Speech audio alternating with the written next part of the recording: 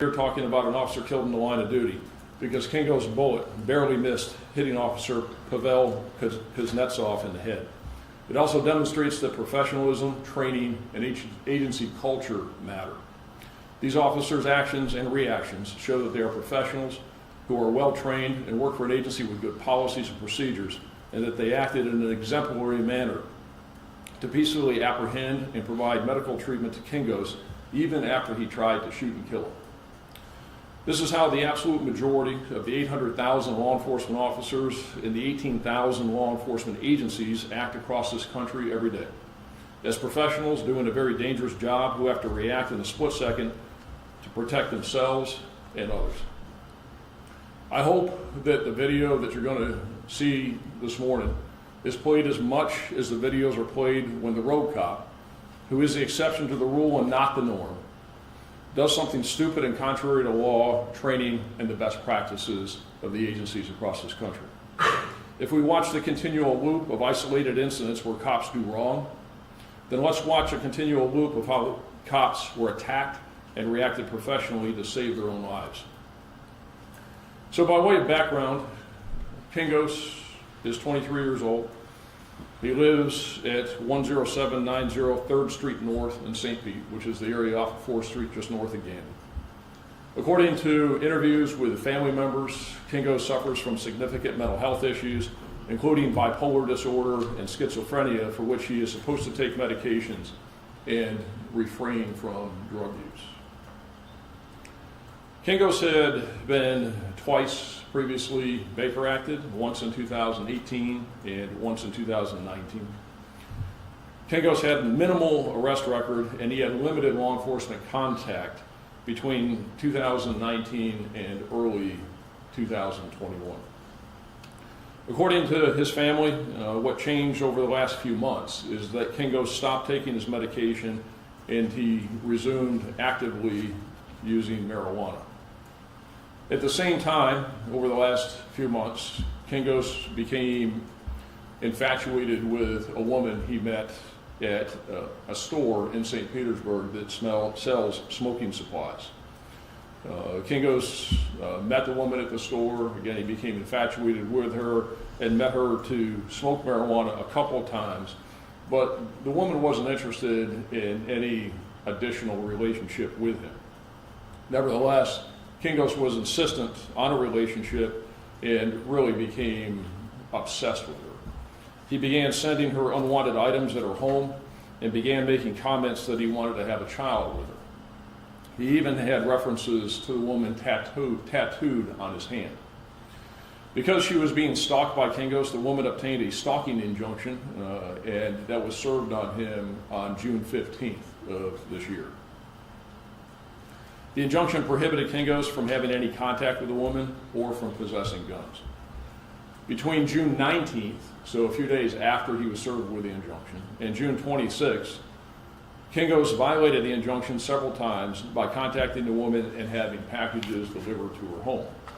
The woman reported those injunction violations to the St. Petersburg Police Department, and officers developed probable cause to arrest Kingos on the misdemeanor charge of the violation of the injunction. St. Pete officers had been looking for Kingos for several days last week, but they were unable to find him. This past Saturday, Kingos again violated the injunction by having a package containing a breast milk pump and infant's clothes delivered to this woman's home.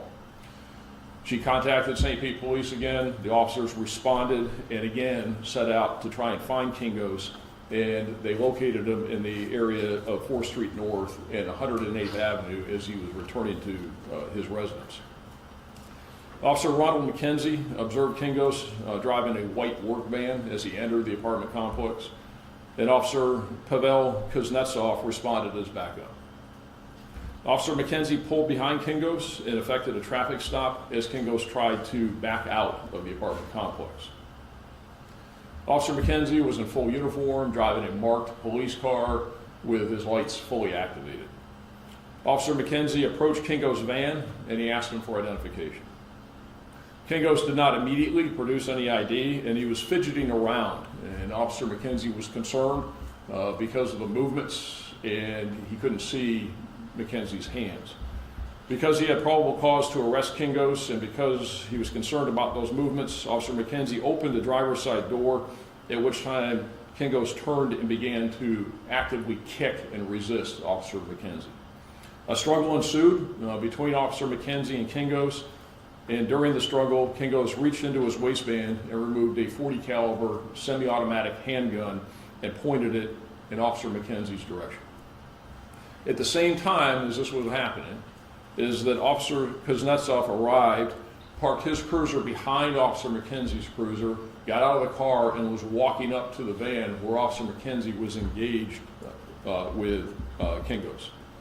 As Officer Kuznetsov arrived at the driver's side door, Kingos fired a round, and as described by Officer Kuznetsov, it literally whizzed by his head. He said he could hear the round whiz by his head. It was that close. As that round whizzed by his head, it lodged in an apartment on the ground floor of one of the buildings behind him. The round actually struck the side of the building, went through the window, and went into the apartment, and it lodged in a door inside the apartment. If Officer Kuznetsov's head had been tilted slightly to the left, or he had taken one more step before he stopped, there's no doubt that he would have been shot in the head. After Kingos fired the round, Officer Kuznetsov moved out of the line of fire, and Kingos again pointed the gun out of the van and in the direction of both officers. Kingos' gun jammed, or he would have fired additional rounds. At that point, Officer McKenzie fired seven rounds, striking Kingos in his left leg. Kingos then, after being shot in the leg, switched to the passenger side of the van, exited the van, and ran on foot northwest with the officers in foot pursuit. Kingos still had the gun in his hand, and the officers did not know that the gun had jammed. The officers gave Kingos verbal commands to stop, and at the intersection of 4th Street and 108th Avenue North, he put the gun down and got down on the ground where he was taken into custody. Kingos had been shot, as I said, in the left leg. Officers provided Kingos with first aid, including applying a tourniquet to stop the bleeding. Kingos was later treated and released from the hospital. He's currently in the Pinellas County Jail facing multiple charges, including attempted murder of a law enforcement officer. The investigation reveals that Kingos purchased this .40 caliber semi-automatic handgun in March of 2020 at a sporting goods store in Tampa. This is a case where the intersection of guns, drugs, and a person with mental health issues led to a very bad result, but one that could have been much worse, and we're very thankful that both officers were uninjured. What I'm going to do now is play for you the body camera and the dash camera video. You see here to my left is a picture of the gun, and that's the gun as it was on the ground when Kingos put it on the ground at 108th Avenue and 4th Street. As you'll see, this freeze frame to my left photograph is Kingos with a gun in his hand, pointed it as he fired at Officer Kuznetsov. And it's from the video. It's a freeze frame from the video. And of course, this photo is the booking photo of Kingos. So logistically, I'm going to step off to the side, and we're going to lower the screen. We'll play the video for you. The first video that you're going to see, and you're going to see it is one continuous sequence that we've merged together. And I'm going to let it play, but I'm going to set the stage for you. Is the first video that you're going to see is the dash camera video from Officer McKenzie. So Officer McKenzie gets into the parking lot of the complex, sees the van, pulls behind it. Kingos tries to back up as he's going to leave the complex. Officer McKenzie activates his lights, his emergency equipment. Kingos pulls forward and stops. It's at that point that Officer McKenzie gets out of his cruiser and approaches the van. And you'll see that, and you'll see the struggle that ensues from the dash cam perspective. And you'll also see from the dash cam perspective, Officer Kuznetsov come up, and you'll see him get shot at and move out of the way. Then once that video ends, it's immediately going to go into a side-by-side. The side-by-side on the left is going to be Officer McKenzie's body-worn camera video. And on the right is going to be Officer Kuznetsov's body-worn camera video. So the first is the dash camera, then a side-by-side with the body camera. The next thing you're going to see is we're taking that body-worn camera video and we've slowed it down. So you can really see exactly what unfolded. The audio, of course, in that third video, which is the slowed down, it's going to be distorted because it's all slowed down. Then the fourth one is going to be Officer Kuznetsov's dash camera. And that's going to show when King goes from the driver's seat to the passenger seat, exits and runs. And then the last segment that's in there, the fifth clip that you're going to see, is back to the body camera, and it shows him running and being taken into custody. So that's the sequence. You'll see it, and then we'll take any questions that you have. So go ahead.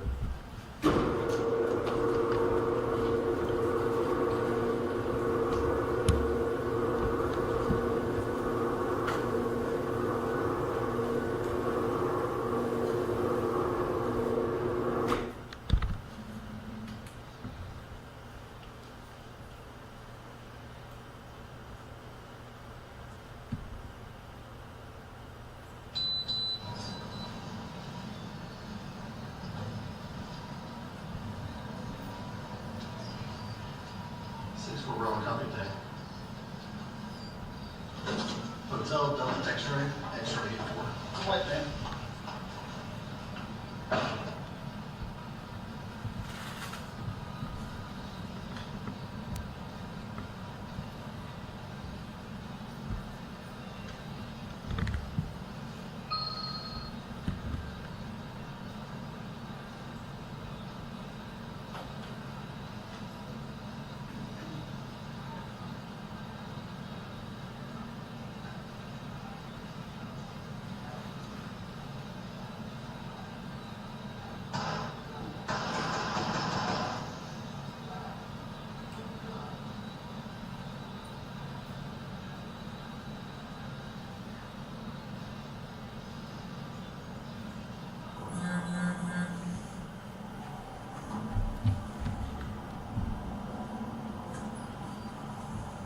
We're rolling company today. Hotel, Delta, X-ray. White man.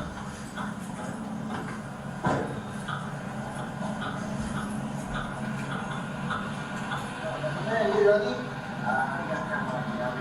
What's going on? Who's studying? Do you mind asking what's going on, sir? Your name Austin? My name's Austin. Can you send your police card? Okay. Austin? Yes, okay. You're talking to. Wait a second. Hey, stop! Hey, stop! Hey, Austin! Hey! Stop! Stop! Stop!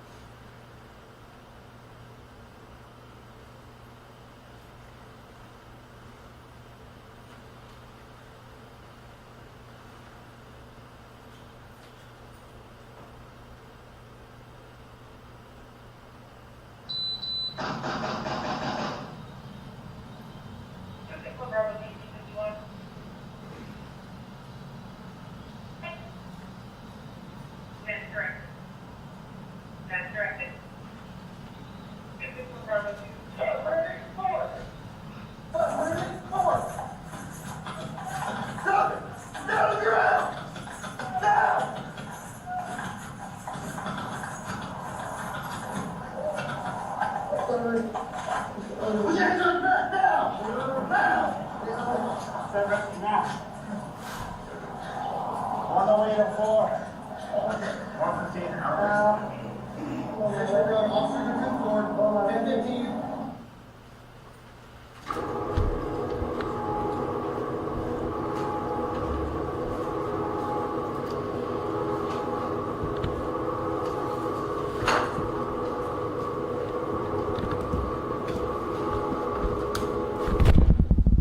So I said the outcome could have been very different. Very thankful, very fortunate that the officers were uninjured. I think the officers acted in exemplary fashion. It goes to show their training, their professionalism, and how they reacted through that entire incident shows the culture that they're in, which is a good one. And again, this happened in about 29 seconds. Very fast, and it shows the challenges that officers face every day. And mixing drugs, mental health issues, and guns is not a good thing, and this is a result. But again, we're very fortunate that Officer Kuznetsov and Officer McKenzie were not shot. As you can see, even after Kingo's fired the round that whizzed by, and I can't stress how close it came to hitting Officer Kuznetsov in the head, is he reached out again and tried to fire. But for that gun jamming, he would have fired several more rounds, and we of course don't know what that outcome would have been, but it may not have been good. So I'll turn it over to Chief Holloway if he wants to make any remarks, and then we'll take any questions that you have. I want to thank the sheriff and the task force team for looking at this case and make sure that we did everything correctly. Every time I look at that tape, I just want to tell you, it makes you think. Everybody always says, officers, a routine traffic stop. There is no such thing as a routine traffic stop. You saw what happened in that short period of time. I'm very happy that both of these officers are going home safely. I'm very proud of the way they acted on it, Dave. So, any questions for me, officer? Does anybody have any questions? How are the officers doing following this incident? Are they? Chief can answer that. Okay. I spoke to both of them. Both of them this past week. That's a lot to go through. So we will make sure they get the assistance that they need, also with their families, and we'll take it one day at a time. Were they hospitalized? No, they were not. So they're both. The officer that fired the shot, he's being placed on paid administrative leave. The other officer, as soon as he's ready to come back to work, he can come back to work. Did bullets pierce either of their bodies, or it was just that one close call? It just went by his head, close call. Neither officer was struck. What would you have to say to people in the community who are worried about mental health and guns and? Well, I'll say it, I guess this way. I have been and still am very concerned about what we're doing and not doing in relationship to mental health treatment services, and especially case management. And that there's a lot of room to do better and to do more. And probably have been critical, and hopefully it's constructively critical, because I want to see it to be done better. And we really need more engagement, especially with case management. We need more front-end services, and I think that the direction that law enforcement is going in today in relationship with the mental health community is a good one, and we're trying to do more on the front end. St. Petersburg has a mental health program, the Sheriff's Office has a mental health program. But say that to say this, in this case, from what I can tell right now, is that I don't know if there's anything that would have changed or could have been done differently. This is not a problem with the mental health system. And the reason I say that is because he had been diagnosed with significant mental health disorders, schizophrenia, bipolar. He was taking medication, he's being treated. And he had limited to no law enforcement contact for about a year and a half. And then so something happens and he stops taking his medication. And he starts smoking marijuana, and you put the two of them together, and the marijuana exacerbates it, and he goes off the deep end and engages in this conduct where he becomes infatuated with this woman, obsessed with this woman, and he bought the gun over a year ago. I don't think there's anything that anybody could have done about it. It's just a calamity, and things happen. This is not something, because he wasn't based upon his lack of activity, he wasn't susceptible to intervention by law enforcement. This wasn't a threat management issue. This wasn't where he was an opportunity to case manage him. Is that he just stopped taking his medication and it didn't get on anybody's radar. And sometimes, just bad things happen, and I think that this is one of those times. And what specific charges is he facing now? Well, there's a plethora of charges, and you can take a look at him. He's faced attempted murder of a law enforcement officer, the use of a firearm in the commission of a felony, various counts of violations of the injunction. So there were several charges that that we arrested him on. And they're all listed, or we can get them to you. But of course, the most serious is the attempted murder of the police officers. He was breaking out twice, I guess. I was able to buy a gun. Well, there was no problem with him buying a gun. When he went to buy that gun in March of last year, he's not a convicted felon. He's never been committed for mental health issues. And that's one of the things that people often mistake, is that people think, and it really is just a misperception and a misunderstanding, is that somebody being Baker acted, and he was Baker acted twice, is merely taking somebody into custody for an involuntary examination. It's an examination. After that period of examination, people are generally released. And that is not a determination of incapacity. It's not a commitment for mental health issues. The only time that anybody is disqualified from a gun purchase is if a court makes a determination that they are incapacitated due to a mental health issue. So the hundreds of thousands of people that are Baker acted annually in the state of Florida, it's about 205,000 a year that are Baker acted. None of those disqualify somebody from a gun purchase. So it's a very, very small percentage that are actually committed and disqualified from a gun purchase. It's probably about 1%. So he is not a convicted felon. He had never been disqualified from a gun purchase. There was nothing that prohibited him from walking into that sporting goods store in Tampa and buying a gun. In connection with his stop injunction, though, he was told that he had to give up all his guns, and he testified under oath that he didn't have any guns. Right. Do you reasonably believe that he lied under oath? Well, of course. Because he had this gun, and when he was served, he would have been required to surrender his firearms or not possess firearms. And so, certainly he did, because we know he purchased the gun in March of 2020, which was a year ago. He served with the injunction here on the 15th of June, which was a couple weeks ago. And of course, this incident happened on Saturday, within 11 days of him being served. So I'd say the answer to that is, of course, he lied about it. And is law enforcement in any way of tracking after injunction at that time is issued whether the individual owns a gun? Can you go back and look at records? So law enforcement agencies in the state of Florida are prohibited by law. We are prohibited by law from maintaining any lists of anybody that owns guns. So not only do we not have, but we can't. We're prohibited. So when somebody goes and buys a gun, is that there's no lists in Florida as to, you don't register guns, there's no lists. The only time that there's any record of anything is if someone has a concealed carry permit. And then we have access to that information as to whether they have a concealed carry permit and whether it's valid. But if somebody goes out today and goes to a local gun store or goes to a sporting goods store and buys 5 guns, we have no way of knowing that. Nobody will ever know that, and that's the law in the state of Florida. Sheriff, what's your reactions watching that video from beginning to end, seeing the actions he took, but then hearing at the end him saying, I'm sorry. It's mixed. I mean, obviously, to me, watching all that leaves a knot in my gut because this could have been a very different outcome. It could very easily, we could be standing here talking about a line of duty death for a police officer. And this is as close as it gets, and it's bad. To now know more about him, to know more about the situation, he's accountable for his actions. He needs to be held accountable for his actions. And the fact that he said what he said afterward, I think that's where I get mixed about it, because the guy's got serious mental health issues. And, he wasn't acting this way while he was taking his medications. And, of course, it begs the question, why did he stop taking his medications? Why did he get back into using marijuana? but probably comes back full circle because he's got mental health issues and he's got all kinds of problems. Just because he said he's sorry doesn't excuse it.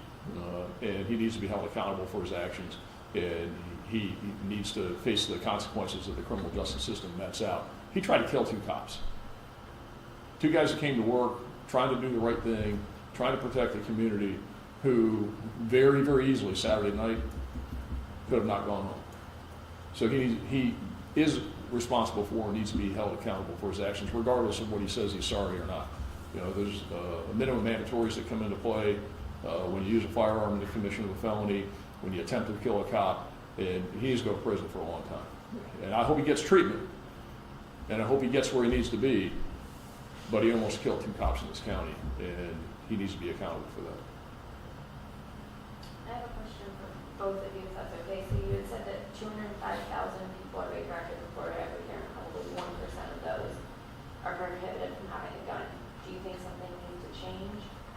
If so, what do you think there should be stricter gun laws? There's no perfect when it comes to this. The Second Amendment's important. Gun rights are important. They're not unlimited. There has to be balances on it. It's a very tough issue. One of the things that I know is that it's a people problem, and people need to be responsible for their actions. There's debate on both sides of this. There has been forever, and there will be in perpetuity. This is one of those issues that has been around, will always be around, and there will always be disagreement on it, and there's no perfect answer to it. And I'll just add on, like the sheriff said, Second Amendment, it's very important. But again, it's a people's problem. The gun didn't fire, the person fired the gun. You need to address that issue first. Is there any way that you think, I know we heard from the sheriff a little bit, but I know you guys have at St. Pete Police Department, the mental health program that's in place. Do you think that there's anything else that needs to be done and anything moving forward? Again, I think you just have to look at the laws and just keep, chip at it little by little. But again, people have a right to bear arms. Also, do we need to work with people who have mental issues? Yes. So it's just going to take one step at a time for us to get there. All right. Anything else? Thanks, everybody.